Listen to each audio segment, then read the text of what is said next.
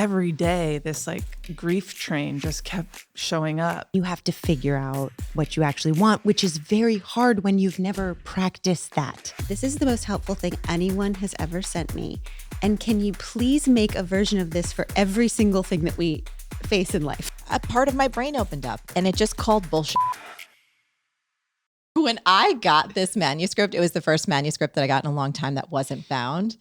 And so I'm doing hard things like everything was all over the place. And I was like, this is so awesome because it felt so organic and fun. And I just found my heart opening more and more. And I've missed you guys so much. So like, this is the first time that we're hanging out. And when I was doing the math, I was like, holy shit, last time I saw you in person was March 2020 before so much changed. So we can do hard things. Answers to life's 20 questions. Like, this book is so gorgeous. Everyone listening, watching right now, you need to get your hands on not only one copy of this book, but like 15 for all the people that you love in your life. It is that rich and that good.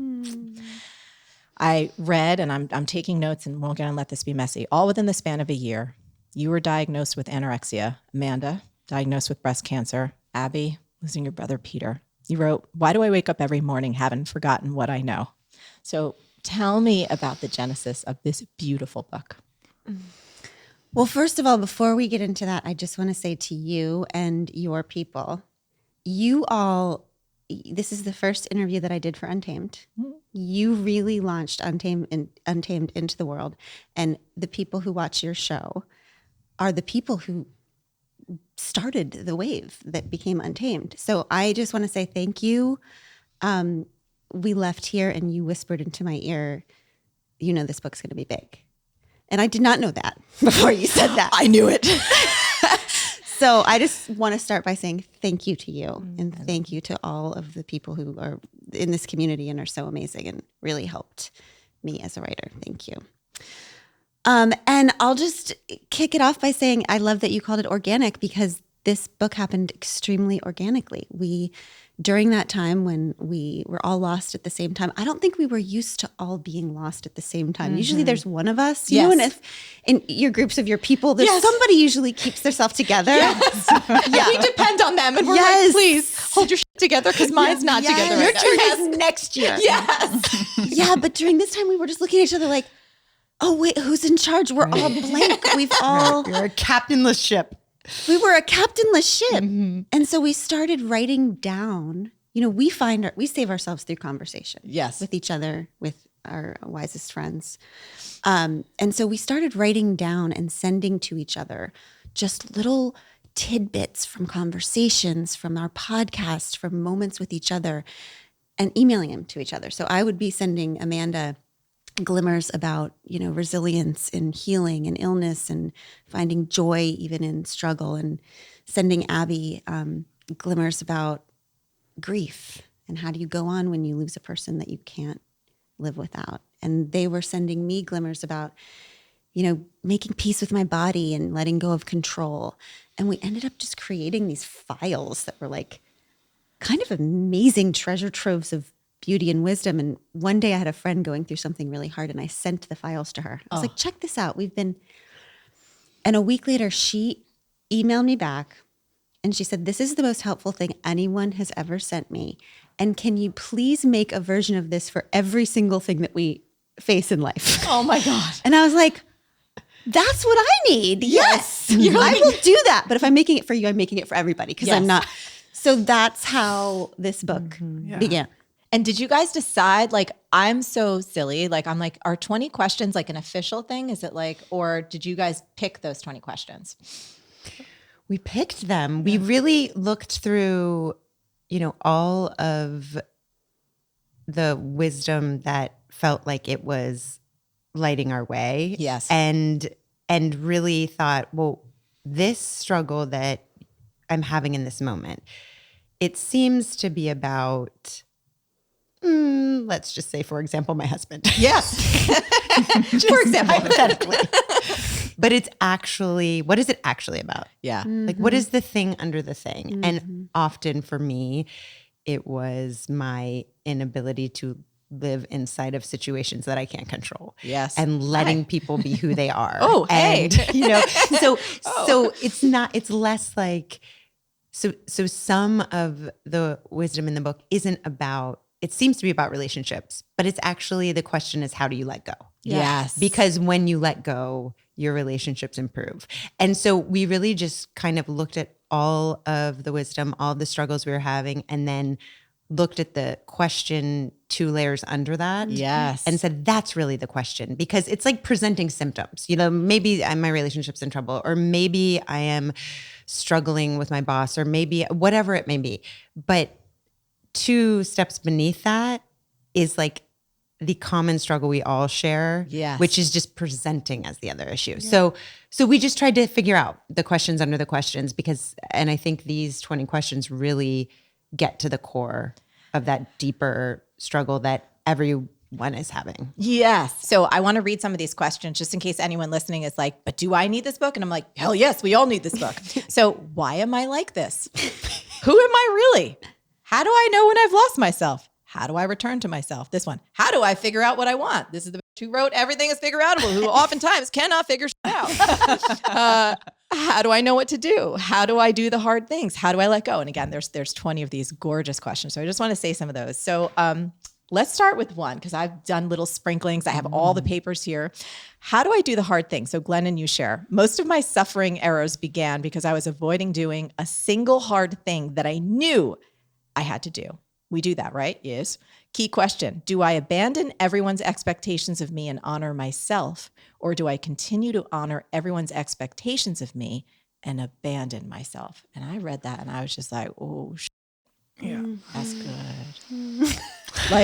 I'm like, girl, you need to pick up a mirror. So Abby, I feel like you were about to say something. Dive. Yeah. I mean, look, for all those that are watching right now, I think it's really important to remember these 2 people that are sitting next to me are the smartest people I know. And so throughout my day, I am constantly like, how is this possible that I'm with them? And so much of the things that we tell each other, so much of the things that they share with me, I've just been like, somebody needs to catalog this. Yes. Right. So that's what this book is about. But to specifically answer your question, I don't know if there is the correct way to do life, right? Right. And the correct way to even answer your question. What I do know is I feel like every single day that I wake up, sometimes I forget. I forget everything that they've told me. I forget everything that I've previous known. And it's like just trying to like remember and to come back into yourself, right? And I think that hard things are happening to all of us, and how we interact with the hard things, how we can continually come back to ourselves and to not like, I don't know, I feel like we're so hard on ourselves. Yes. You know what I mean? Yeah. So I don't know. I mean, I don't have a specific answer, I guess, but I just think that this book is exactly what I need every single morning to wake up and to remember what I think maybe I forgot. I love that. And I love talking about like, this, do I honor myself or do I honor everyone else's expectations of me? Like, to me, that feels like this dance that I've been on my whole life. Like, I'm a very dutiful, responsible, take care of everyone kind of person. And, we were talking before we started recording and we were all just catching up and you guys were like, how are you? I'm like, I'm both simultaneously a mess and wonderful. Like in those 2 states, you know what I mean? It's like this drift back and forth.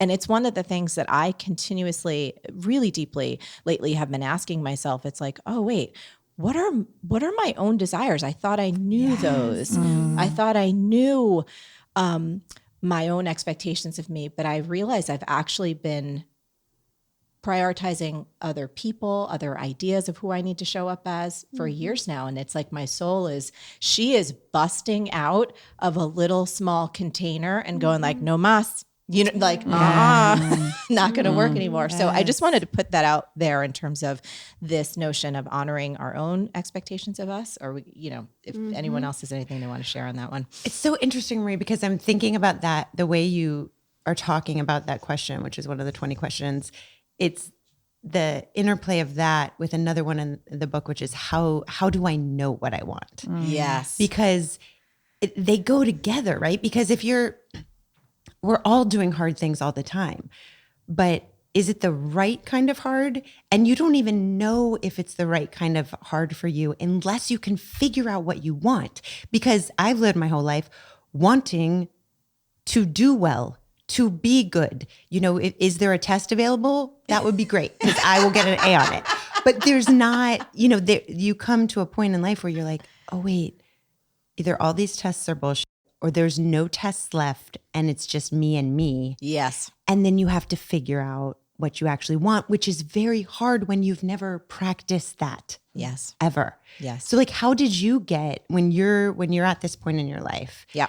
And you're trying to figure out how did you get to the point where you even knew what you want? Well, my if you were body, pleasing everyone else. Yeah. I will say to you guys, I feel like I have been given a gift, and I think we all have this gift, but I'm super in tune with it. Like, you know, Shakira, my hips don't lie, so Yes. my body doesn't lie. Yeah. And my body just starts shutting down or getting sick, or I literally feel like I'm crawling out of my skin where it's like it's like if I was a robot that was fully charged, like it's like Shutting down. exactly where I'm like, I can't think, I can't do this. I actually start feeling allergic to things, like almost getting so sick that I can't face something that normally I used to love. And I'm like, what's happening here?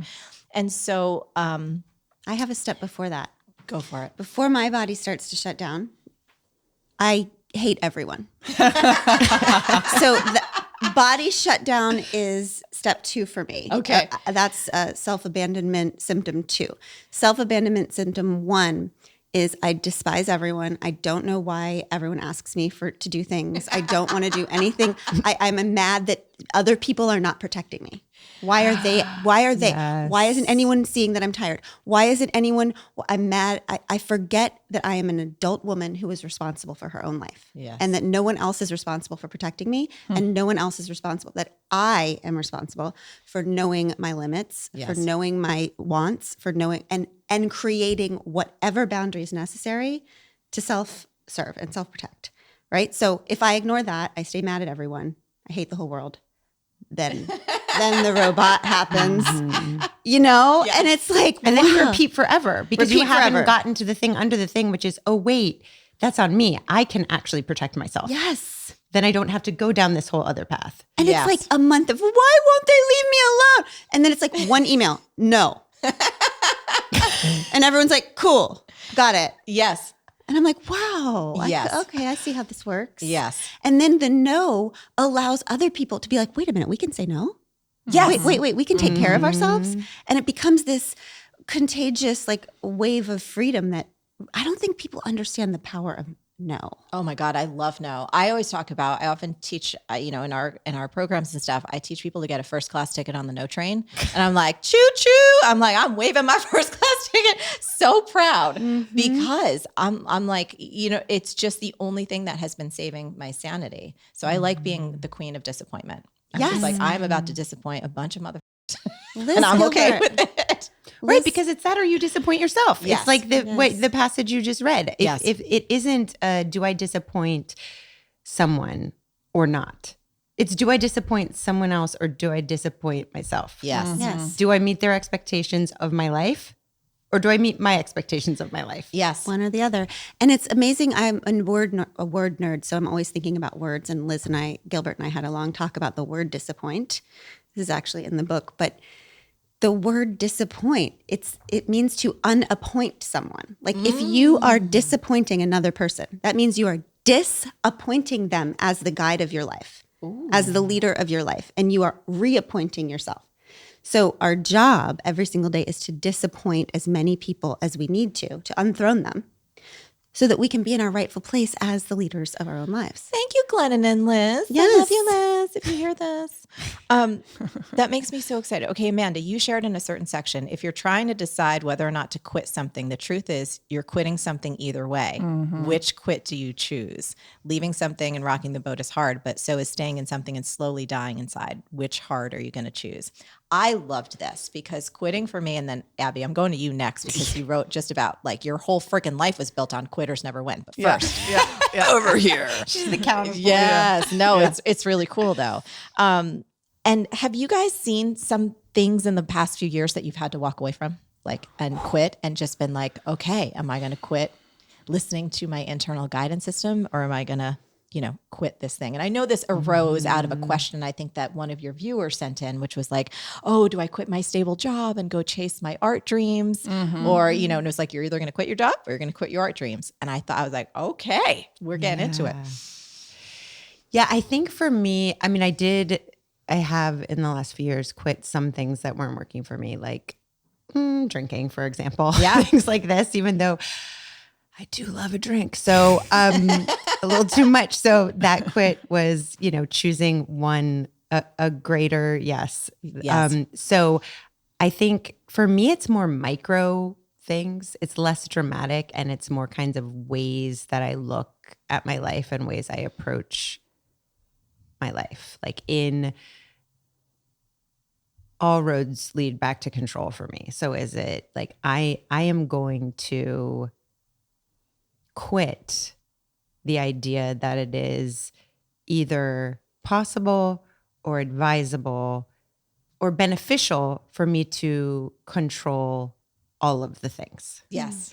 And really kind of opening up to just the kind of what if, and really just out of desperation. Like it is conclusive now that this is not working for me. Try as I might for these 45 years.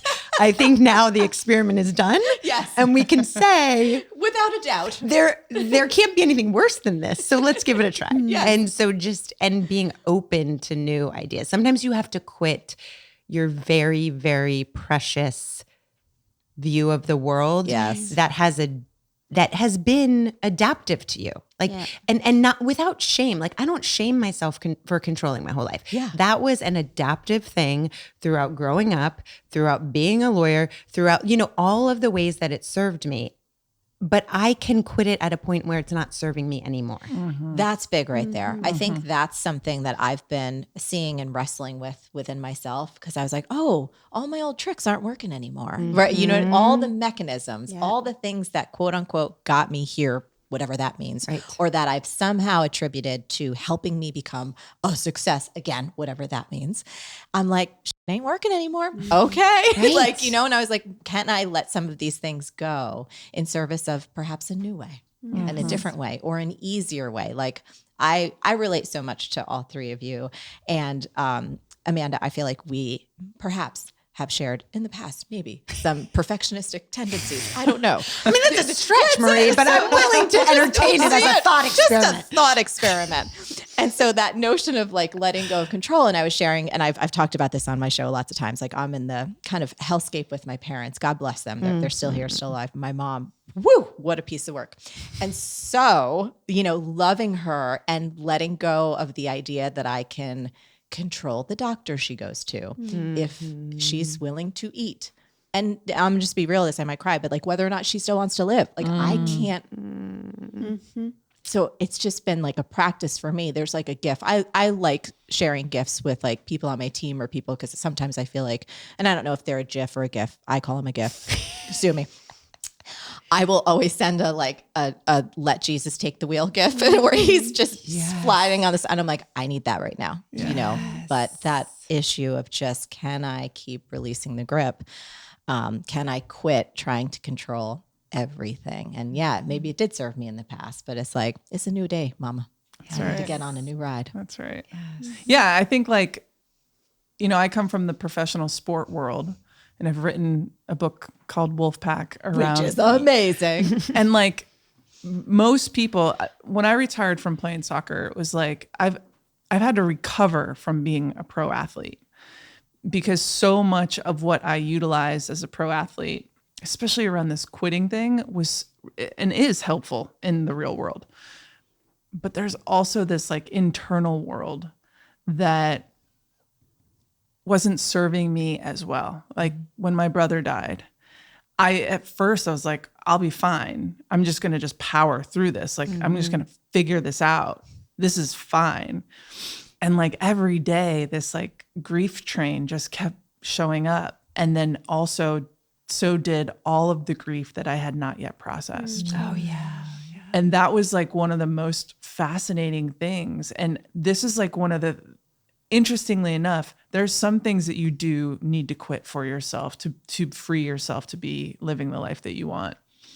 And then this professional sport thing really helped me maintain and stay in the grief. To promise myself, okay, I promised myself I'm going to do this for 1 year. I'm going to give myself 1 full year of, and it's funny because the way that my brain works or the way that my spirit works is that like literally after that year, I felt lighter. Wow. I felt like I had gone through something, like that I had worked through some stuff. And like, yeah, I wanted to quit feeling that way, but grief doesn't like give you the option for that. So if you're kind of like me and you're listening and you're kind of competitive and you think you're stronger than your interior world and your grief, it can be used in an advantage for you to actually like, okay, I can do hard things and I can do this grief thing and I can sustain grief. Like grief is not something that you wrap in a bow and you store it away. You learn to accept living with it forever.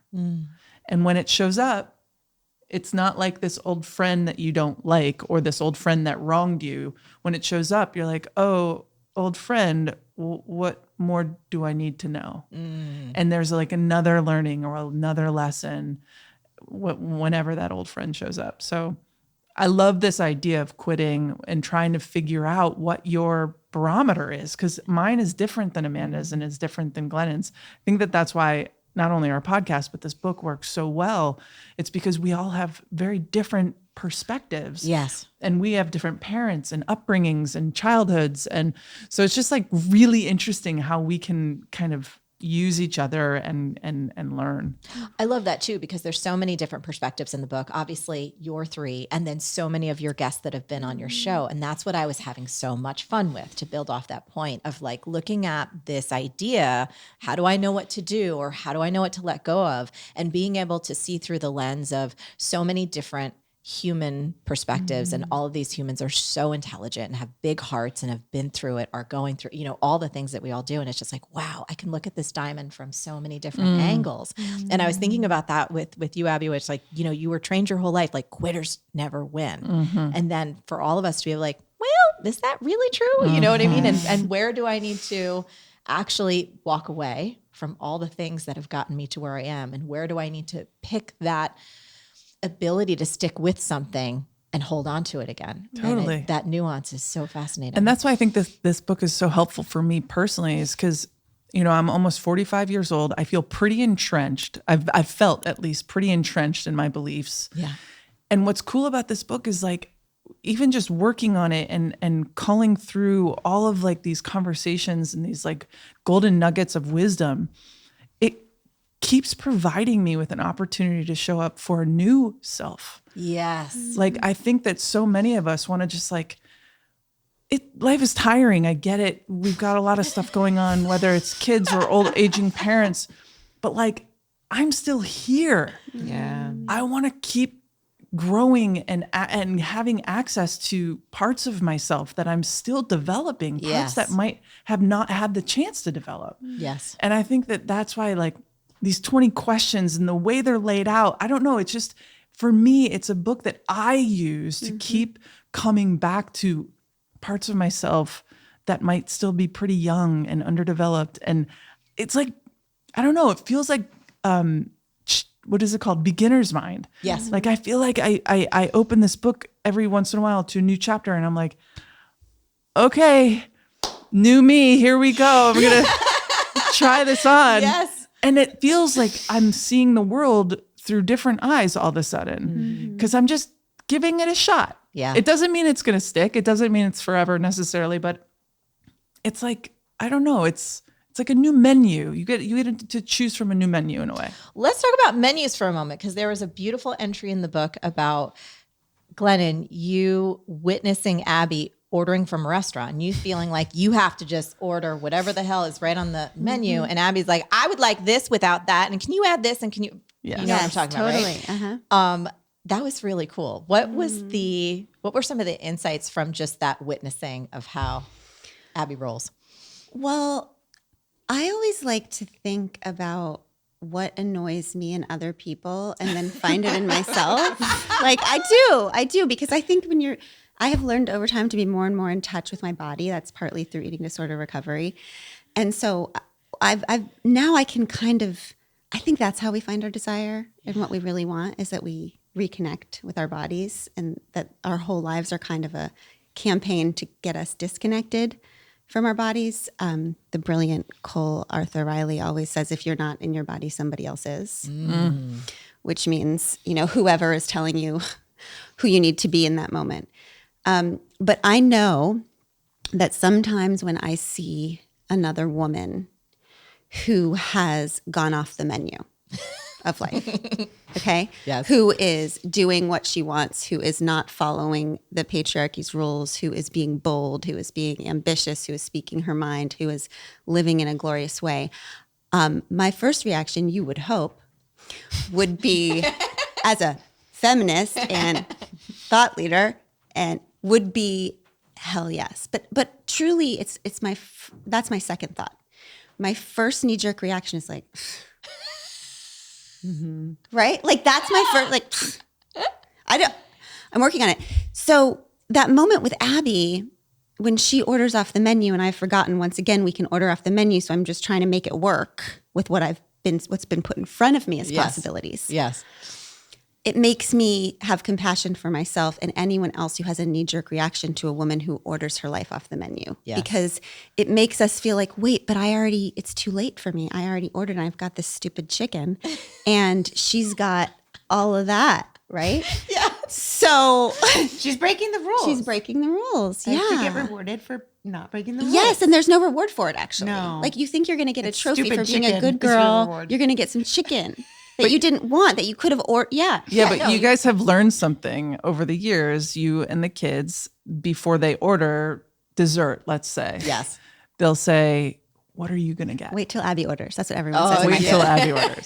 If she goes, So there's if a any of the kids go to fix. the kitchen after dinner, everyone waits and to see what Abby makes from the freezer, whatever it is. Yes. And then we just follow her off Yeah, the because menu. Abby's making bold food choices Yes. all Yes. the time. Yeah. I Yes. tend to be that one at the restaurant. People will wait for me to order because they're like, she's going to get what she wants. But you know what I've watched, which has been interesting, again, stuff in the past, I don't know, 5 years or so, is like whenever I am asking for something that is off menu, I have to really be aware of the narrative. She's so pushy. Yes. Oh, of she's so course. bossy. Oh, who she thinks she so I hear this whole thing in my head of like, who do I think I am? Am I torturing, other people? I'm so demanding.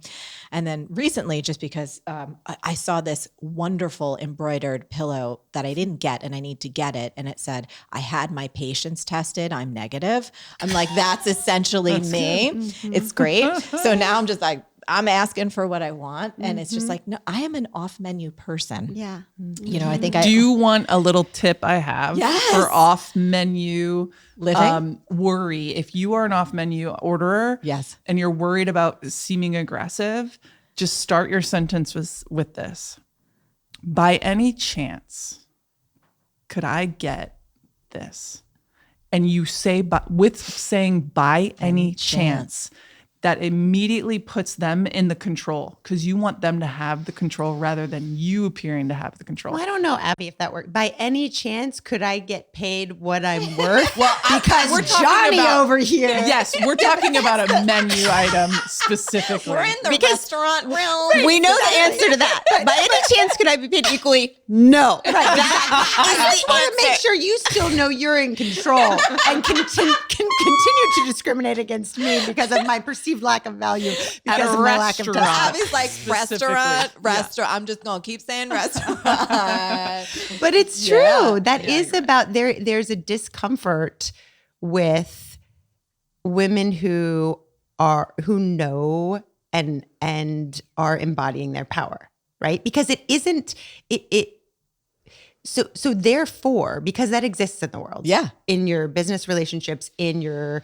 interpersonal relationships, we are just not primed to receive women who are unapologetically know what they want and get it. Yes. We are not as a culture. So since that is on like the cost side of the ledger, we have to cultivate a benefit, or else people are not going to do that.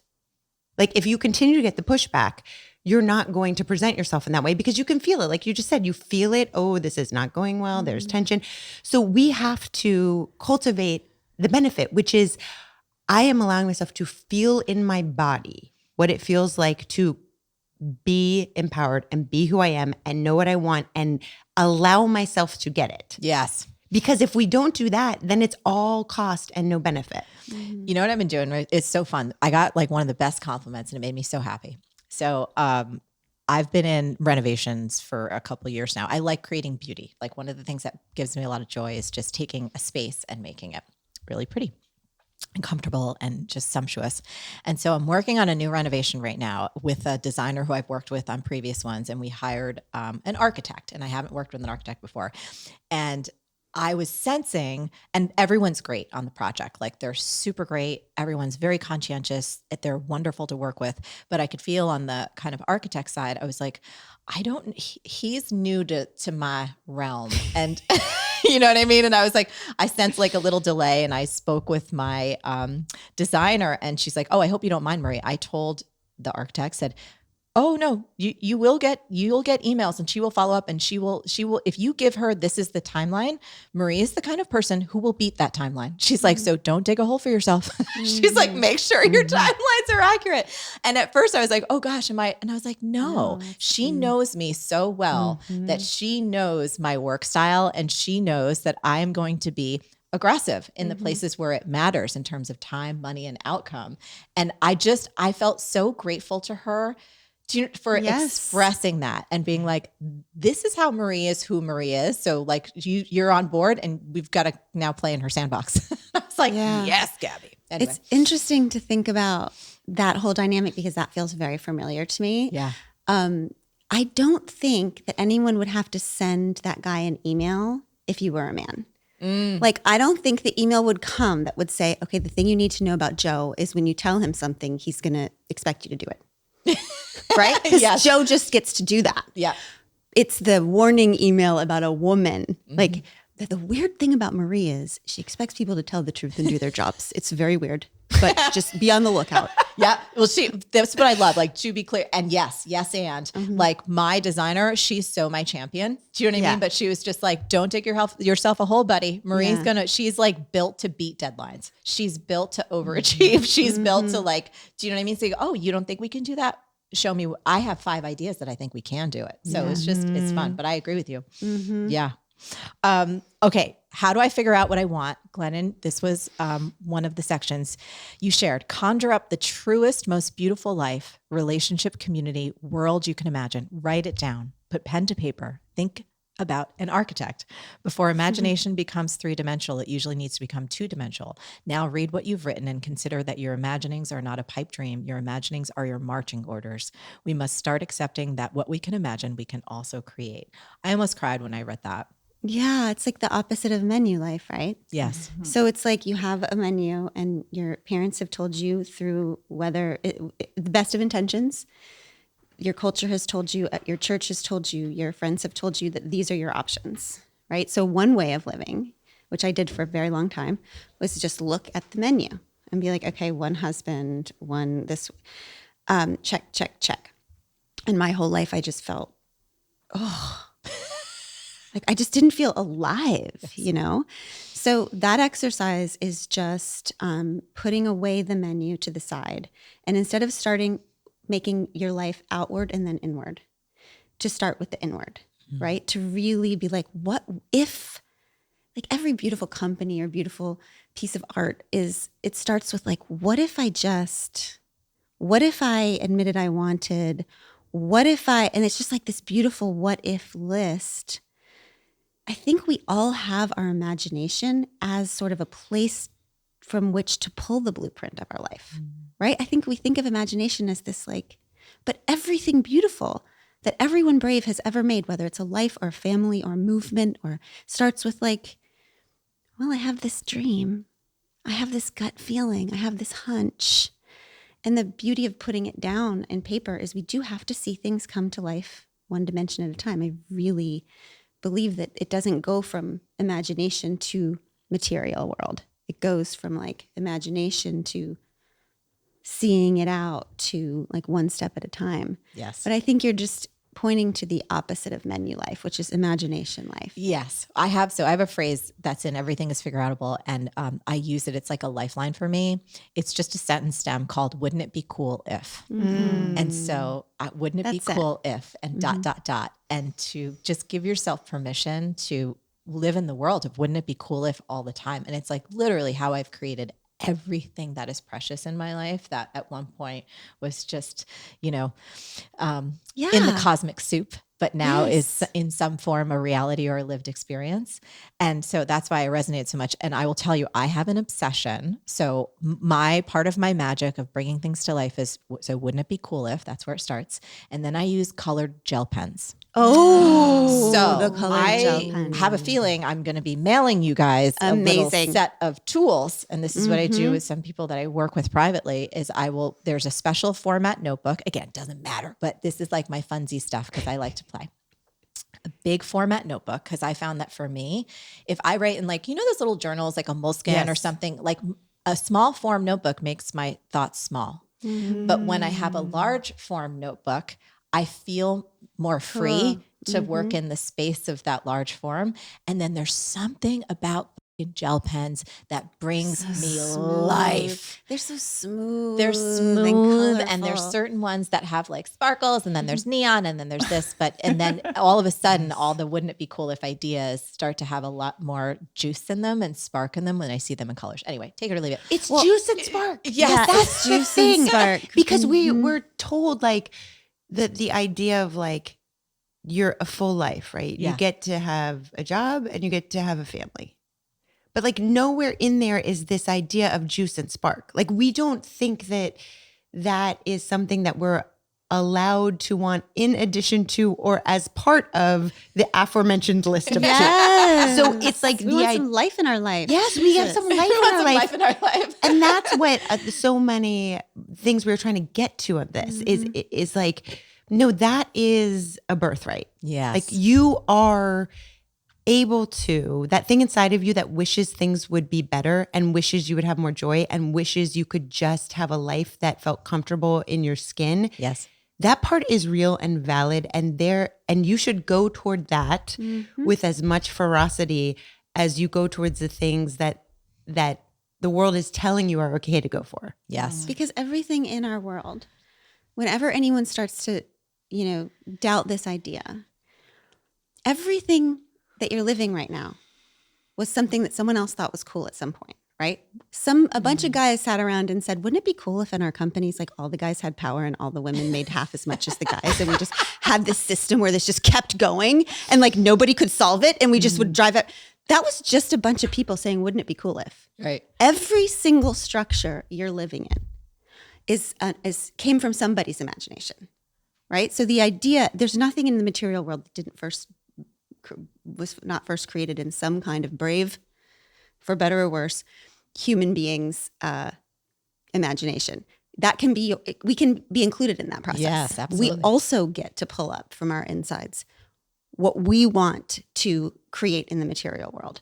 But there's nothing that's woo-woo about this. This is literally the way that structures are built on the earth. Yes. It's also neuroscience too. I mean, and there's so much magic and beautiful research around also the power of handwriting now that we're in this technological world. And, I'm the one who takes notes on my phone just as much as anyone else. But I will say my morning practice of morning pages, which I absolutely swear by. Do you guys ever? Yes. Oh, thank you, Julia Cameron. Thank you.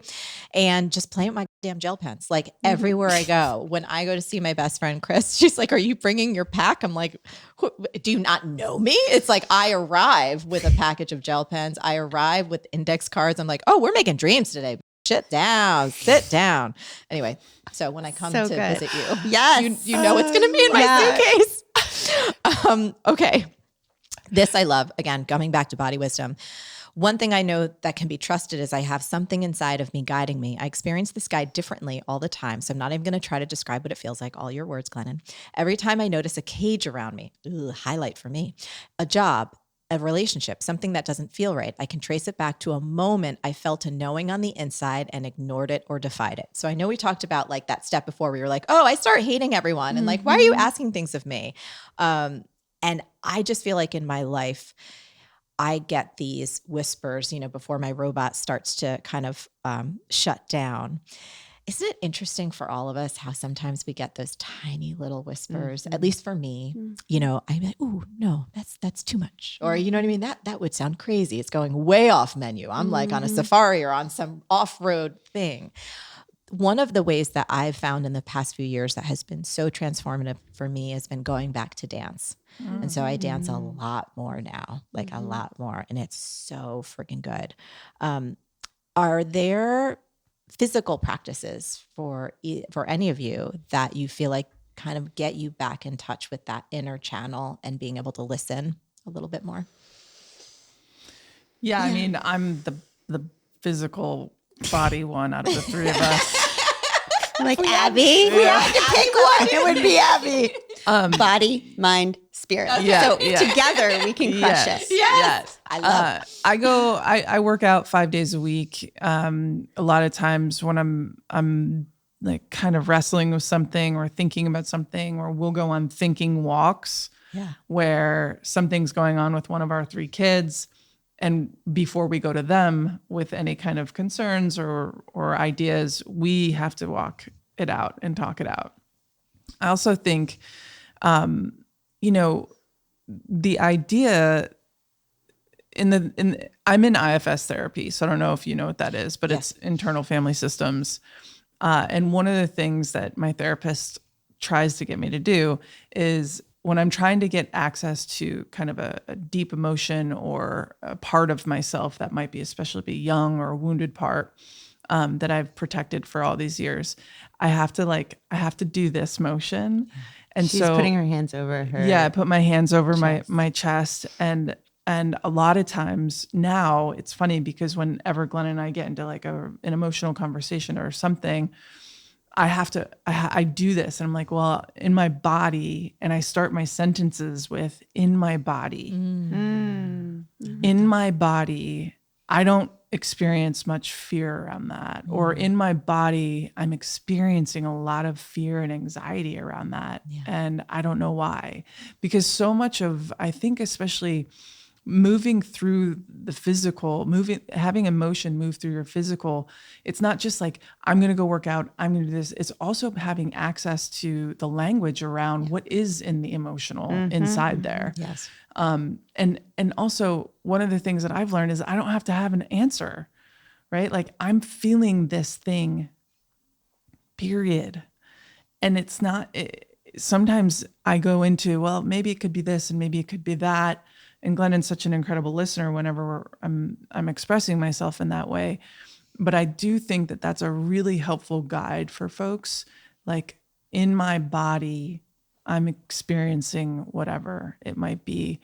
That is an extraordinarily vulnerable place. I understand that it's not an easy thing for people to be able to jump into. But I promise, if you're with somebody that you love and you trust, a partner, a parent, it's a way to open them up. Because almost every single time I come to Glennon with like in my body, it's a clue and a cue for her to figure out what's happening in her body when she's hearing me maybe express some of my fear. Well, I am, it's a great sadness and grief of mine that I don't have a real solid connection to my body, and the therapy I'm in right now is like, so even the basic questions are, if I'm upset or sad or fearful, and my therapist will say, well, where do you feel that? Like, how does it feel? Where do you feel that? I have no idea. And I used to think it was just so freaking annoying that she asked it. Like, this is just like a weird therapist question that has no bearing. I'm like, what am I going to do about it? That's what I want to talk to you about. So many times I would, forget about it. Oh, good. I feel it in my belly. Now, can you tell me what I'm going to do about it? But She's then a tough nut to crack. I get it. But after a while, I understand the value of that, because what it isn't so I know what to do about that thing that I'm afraid of. It's to be able to locate it earlier when it's happening to me, when I'm in a moment, so I don't just keep constantly getting myself in situations, as Glennon noted, that like either you're resentful about or aren't good for you, or have crossed a boundary. And I only know that 2 weeks later when I'm still upset. It's like locating it is like it's like a beep, beep, beep, beep warning sign. And so I'm working really hard, very poorly at that.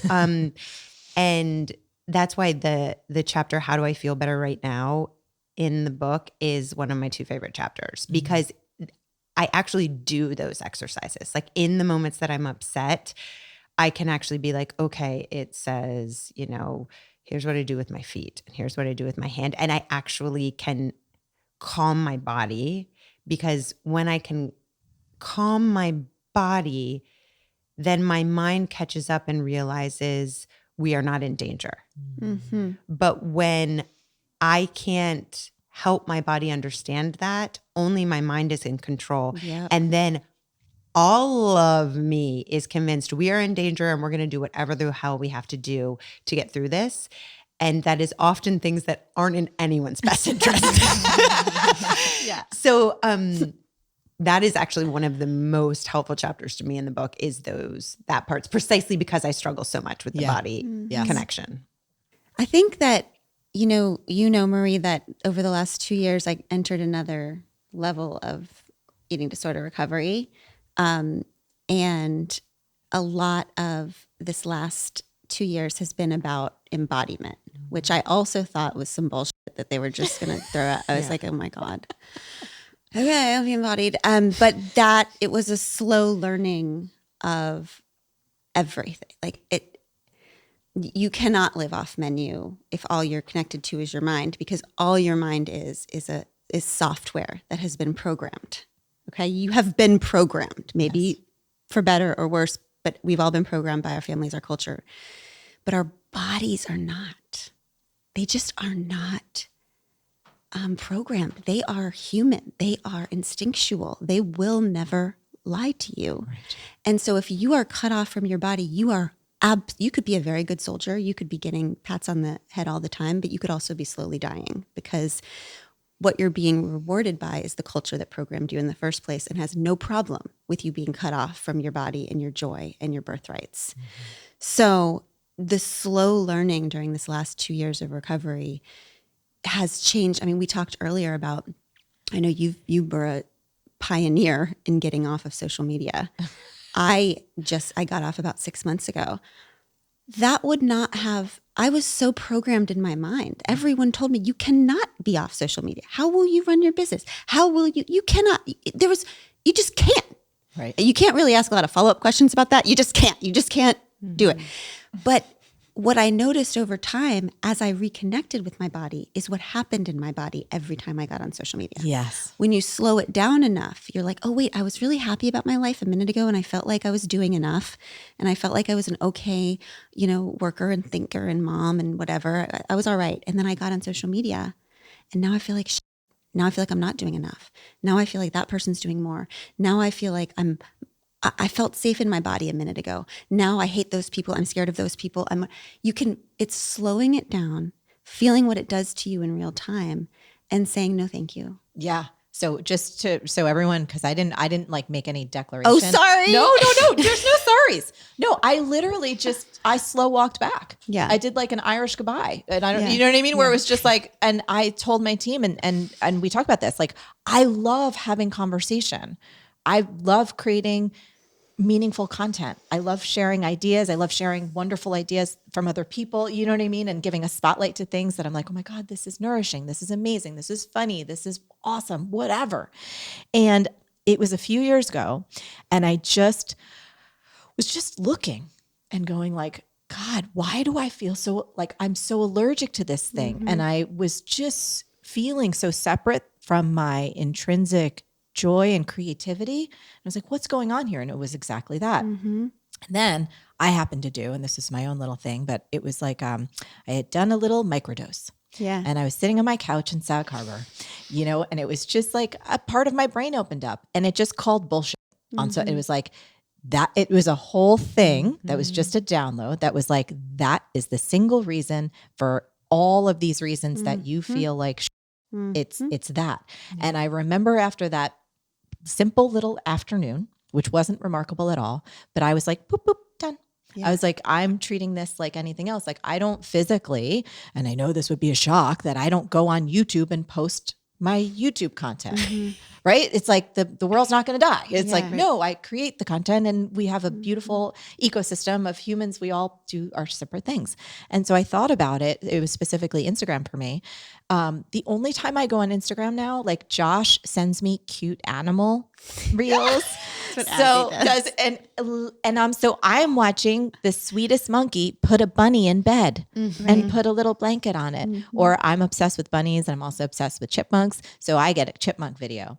Or maybe Josh will send me, you know, a recipe that he's like, babe, you want to try that? Like, you know, something like that. But he has to alert me. Yeah. Like he'll be like, hey, I put something in your DM. I'm like, what's that? Like, so he's your notification. You have your notifications on Josh. Yes. Yes. And then this was really funny. There was an author that, so I was into their book and I thought to myself, I was like, wow, I think that would make a really interesting conversation on Marie TV. So I went in and I just sent a DM and I told my team, I said, hey, I sent someone a personal DM. If they happen to write back, please let me know because I would love to share their work on the show. And isn't this funny? That particular author wrote back like, oh, so joyful. Like, I'm never on social media. I just don't do it. I can't do it. So here's my number and we'd love to be on the, you know, so it was, but it was hilarious because this particular person is like a very kind of spiritual psychic, like they're very tuned in energetically. And I was like, that's not surprising to me that this person was like, no, I'm not on it. I just happened to catch this because they must have been doing the same kind of shit, looking at an animal video. But that person also knew what they wanted. Yes. I think it goes back to that chapter about how do I know what I want? Yes. Because what I want is to continue to be an artist. What I want is to be, and in order to be an artist, my job is to stay as human as possible. Yes. That's it. Just stay as human as possible and then share what you think and see. And so when you know what you want, you start to notice what isn't that or what's affecting that. Yes. I need to be brave. I need to be able to say things that I really think are true without thinking about the 4,000 people that are going to say. There are things that I need to be to continue to do the work that I want to do. And this are same with you, right? Yes. So you knew what you wanted and you knew what to cut out to keep the courage, the individuality, the peace that you need to have to be a person living out loud in the world. I am so, and I realized how like I'm very empathic. I'm also very sensitive to energy. And I think way more sensitive than I was wanting to believe about myself. Yeah. And so when I started telling the truth about how devastating my interaction was on these platforms, I was like, I initially, and this is the just truth, I thought I was weak. Yeah. I thought I was weak. Same. And so I was like, I should be able to handle, you know, like I done that Rock up. Yeah. my whole life. Right. And I was like, fuck this. No, I'm done with that version. And this is some bullshit. This is some made up, programmed, you know, we can go down that. But I was just like, and the moment I removed myself and was just like, I'm going to create content, we're going to support the sharing of ideas that I believe in, people that I believe in, you know, whatever my work is. And that will be that. Yeah. And so I have never felt better. Same. I think the difference for me is as dramatic as when I quit drinking. And I used to tell myself the same thing about drinking. Why can't I just handle that? Well, everyone else can drink 3. Why am I drinking 48? Right. I don't know why, but it's just knowing yourself. That's a lot of what this book is about. When you really start to know yourself and accept your needs and wants and desires, you stop making excuses for what I should want or what I should be able to handle. Yes. And then you realize, I mean, yes, maybe we're sensitive or maybe we're just canaries in the coal mine. And this is how social media affects everyone. Yes. Right? I think that it's probably a more universal experience than we know. Well, that's one. Sorry, and I want to go right to you, no, but of course. so I have a beautiful audience that are very entrepreneurial in nature. So whether they are established entrepreneurs, they're seasoned and they're looking for their kind of next reinvention, or they're just kind of starting out and they've always wanted to do their own thing. Probably one of the biggest questions I get asked still to this day is like, Marie, but please don't help me. Don't tell me I have to be on social. Like, is there any way I can make my business a success without being on social media? And I've consistently said, yes. Like there are ways, just like when we discovered you could advertise on TV. Like I'm not sitting watching TV all the time, but I can create a TV ad, just like you can create content. I'm like, there's so many ways. Anyway, I had to say that for my audience specifically, because I think it'll be such a relief for many of them to hear you sharing what all of us sharing what we shared, and to say there's not just one way. You can go off menu with your art, your career, your business. Yes. Yeah, we started a newsletter to address that thing where I didn't feel like social media was a good place to be vulnerable anymore, or to encourage other people to be vulnerable. Yes. Just that became clear that was bad leadership. Yep. So we started a newsletter because I was missing talking to people vulnerably. I allowed the platform to change who I was as an artist. So now the news, I'm like up again in the morning and in the little corner writing my little stories, being like honest again and vulnerable again and juicy again. And it's going just directly to people in their little inboxes. And we've completely circumvented that entire. Yes. There are ways of Yes. staying true to yourself. Yes. And still getting the work out there. I want to hear what you want Yeah. to say. No, Me I too. think but that's a prime example of, Marie, what's your STEM again? Wouldn't it be cool if? Yes. Wouldn't it be cool? Wouldn't it be cool if I could both continue to write vulnerably to my community and not have to feel the bodily torment and anxiety I have when I'm on social media? Like anytime we're facing a binary, anytime that someone presents to you, it's A or B. That is bullshit. There is always a C and probably a D, E, and F. Yes. And so, but like that, wouldn't it be cool if, and what do I want? The questions in this book, they're all about getting to you had to know, be connected enough to your body to identify, I feel not my best when I'm in this thing. Yeah. I feel my best when I am writing and connecting. Okay, how do I imagine and architect a world for myself where there's an option C for me? Yeah. And then I just make it, because no one's giving you option C. No. You have to know those things about yourself and push it forward. And I think it's so sad the way we're just accepting shitty consolation prizes everywhere we go. Like that's when you made the connection to alcohol. That's what I was thinking. Like, first of all, the reason you couldn't stop drinking alcohol is because you were addicted, because it was made to be addicted. Right. The reason people can't get off social media is because they're addicted, because it was made to be addicted and addictive. So this idea that that somehow a lack of willpower is silliness, but it's also like, I think what we really, a lot of people are drinking, want to escape themselves, want to be able to feel peace in their own bodies because of myriad reasons. But instead of being able to get that work and get to that place, we accept the shitty consolation prize of drinking and being a little buzzed every night. What people really want is deep connection, the ability to express themselves, the ability to be seen. But because we don't know how to do that in our real lives, we accept the shitty consolation prize of social media. Right. And so we just have to stop accepting that stuff. Yeah. We have to be able to say, this is what I don't like. This is what I like. This is what I want. This is what I don't.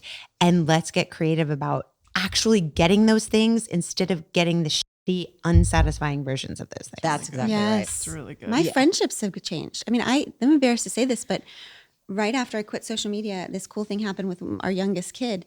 And I was on a plane with a picture of her. And I was like, who do I send this to? Like, I wanted to for the last 20 years, I would have put it on social media and a bunch of strangers who I love, but they would have said, yay. And then I still would have felt empty. But I was on my phone going, wait, Aunt Karen? Do you care about this?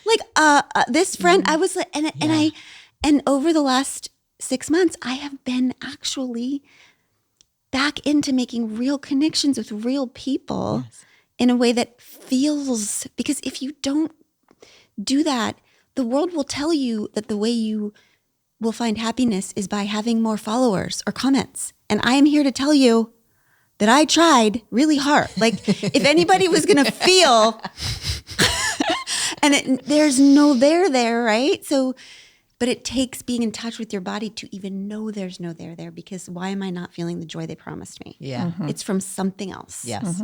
It's from real connection. And like that inherent loneliness that a lot of us feel, especially after doom scrolling on social media. I think one of the things that I know to be true about how we've kind of revamped our life since Glennon has gotten off, we are definitely more social. Yes. And that is harder.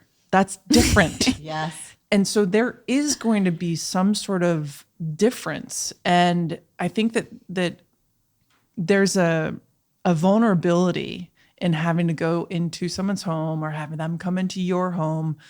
We make time limit stipulations just so we're not like too vulnerable. Like you're going to be here for how long? I don't know. You're invited at 7 and you're uninvited at 8:30. Yes. Exactly. I love. Baby steps are important. I love. But I think that a reason why we went to social media and why we continue to go to social media is because this idea that this belief I'm going to get filled up with knowing about what people are doing rather than having to go somewhere and feel like I'm going to get spent, whether it be emotionally or whatever. So there is a cost, but the cost is worth it. It's like, okay, I get it. I don't want to have to work out every single day.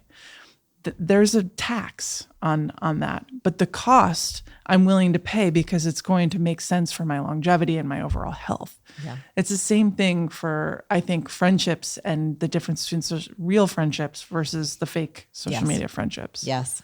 Okay. Speaking of media, I heard, and I know we're airing this, so it's right around our book launch. So yay. And we're time traveling for a moment because you just announced your new media company. So I want to hear anything and everything because, I love creations and I love stuff like this. So whatever you want to share and tell us about this is very exciting. I think that the origin of Treat Media is inside of my last round of recovery too. I think that I have learned a lot about what I want to do on this earth and what I was put here for and what use I can be. And I've also learned what I can control and what I can't control. I'm in the meetings every morning. Okay. And I know that we, especially the three of us, we just have like one round down here on earth, right? And I want to live in a way where I feel like I sucked all the life out of my life. And I also want to live in a way where at the end of my life, I know I did what I could, all that I could. Not more than I could, but not less than I could, right? And what I know I can do is I can make art and I can shepherd art into the world that I create in a way that keeps me more human and that I present in a way that keeps everybody else human. And I think what really got me about this is we just executive produced this incredible movie called Come See Me in the Good Light that won all the Sundance fan favorite awards. Yeah. But I got to sit with a group of people and watch this movie, which is about our dear friends, Andrea Gibson and Megan Falley and Andrea's battle with cancer. And I got to sit with a group of people experiencing a piece of art about two queer women, about two queer people, in this moment right now where queer people are being so dehumanized. And I got to sit with a bunch of people and watch them and feel the undeniability of the beauty of these two human beings. And I could feel the fact that nobody in that theater was ever going to be the same. And that nobody was going to be able to walk out that door and not believe that queer people are as deeply human as anyone else that they know. And we write books and podcasts. Like I don't get to sit with people and experience the art, but being there, I thought, oh my God, like I could give 50 speeches. I could go to 100 marches, and I will continue, and not feel the power, the transformational, unifying power that I felt in that. So we just decided there was a time a year ago where I was like, I'm just going to I'm just going to paint. I'm just going to paint in my little house. It's true, y'all. And then this moment in the country happened and we were like, no, this is not the time to be quiet. This is the time to go forward, to expand. We created a media company. It's called Treat Media because, treats are these things that delight. And they also, to treat something is to heal. It's like, it has those are the things we need to remember in our lives. It's the more we let go of what makes life worth living, the less likely we're going to be to fight for everyone to continue to have the things that make life worth living. So, it's a media company. We make art for humans who want to stay human. It's so exciting. The website's really good too. Thank you. Oh, I love it so much. I was like, this morning with my coffee. Anyway, it was so good. Thank so it feels like a big umbrella, Yeah. obviously for the podcast, obviously for books, and perhaps for some other features, docs, things that could be created in the future wouldn't it be cool if? Wouldn't it be cool if? Live events. Well, I was going to Live say, events. we have Yeah. a book tour that's coming up in May, and it's very exciting. First of all, I'm just like a little bit more extroverted than Glennon, so I feel excited about going out into the world and seeing the peoples. Yes. But like, I get to hang out with these two, and then the tickets are going really quickly. So I don't know when this is going to go up. Get your tickets if you can. Yeah, it'll be sold out. Yeah, it'd be May. Oh, bummer. Yeah. But the idea is just There'll that, be more, hopefully. Yeah. yeah, the idea is in this moment of, all the dehumanization and also the AI of it. It's just, it does feel like a bit of a pushing towards getting us all away from our shared humanity. And so this is like our flag in the sand of like what we know as for us and our families.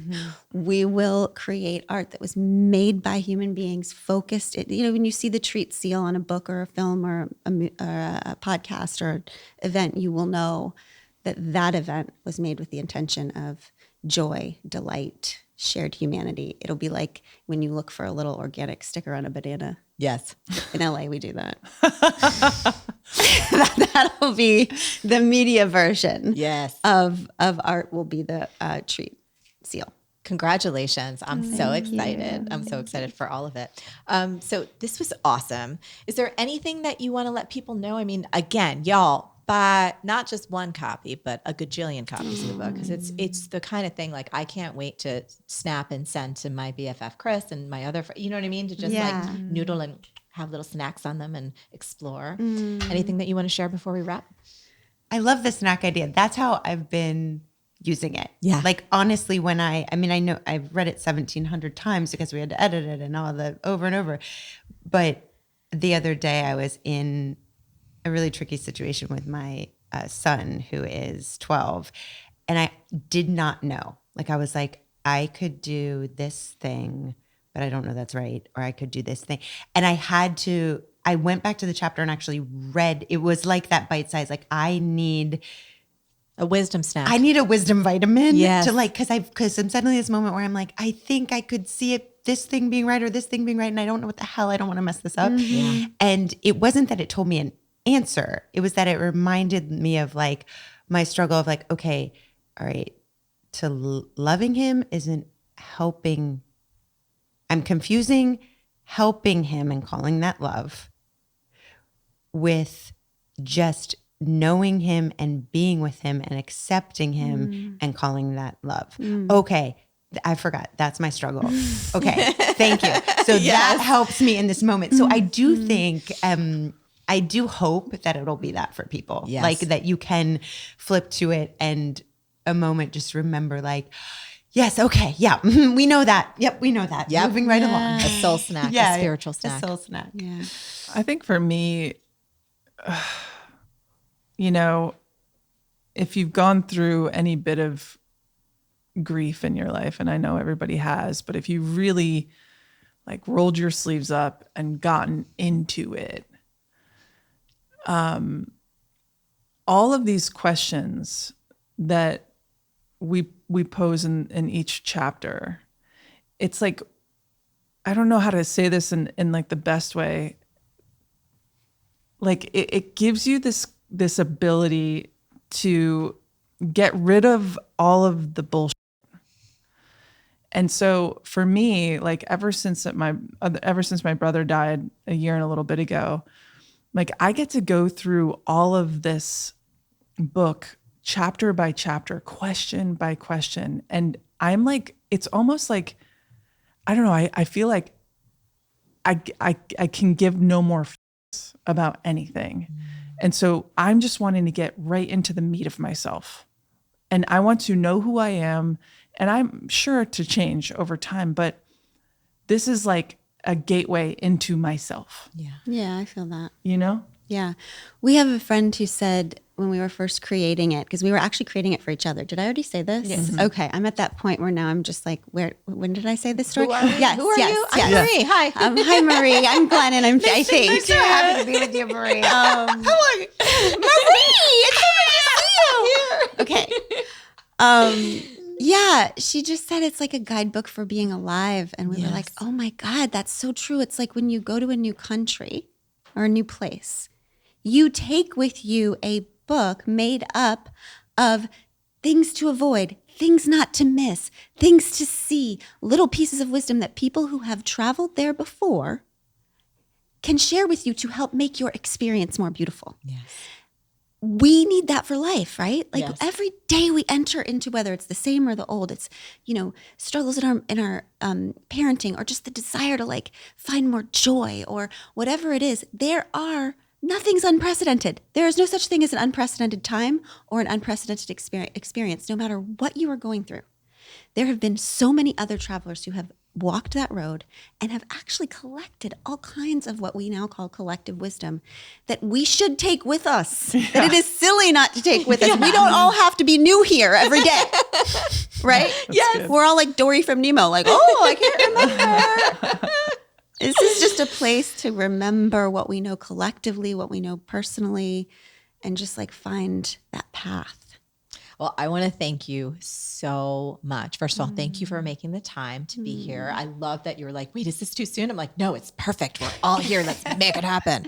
And the wisdom in this book, and just for being who you are in the world. So this has just been such a joy. I'm so happy to be with you again and reconnected. And I cannot wait for everyone. And this is going to be another one. And I have more ideas, which I'll give you my downloads later. Nice. We love some Marie Forleo ideas. Yes. How lucky are we? Yay! We did it. Hey, if you loved this video, you need to watch this one next. Trust me on that.